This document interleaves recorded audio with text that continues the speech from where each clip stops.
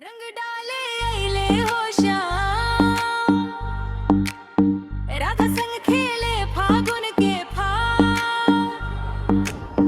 रंग डाले अइले हो श्याम, राधा संग खेले फागुन के फाग।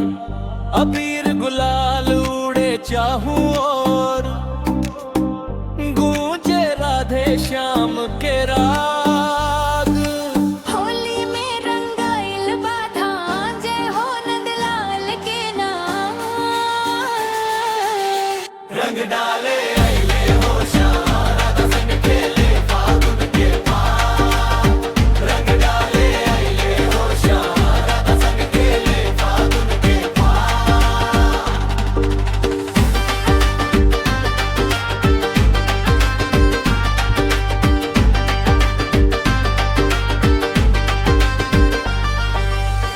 बरसेला रंगवा प्रेम के, भीज गइल मनवा के।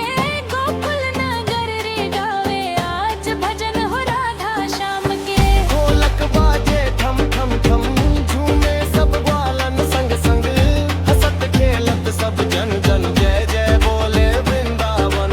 जय जय बोले वृंदावन, जय जय बोले वृंदावन। पियर पीतम्बर चमके हो, श्याम सरीखा दमके हो।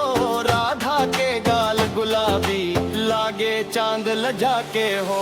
फागुन में फूले प्रेम के फूल, मिट जाए मन के सब भूल।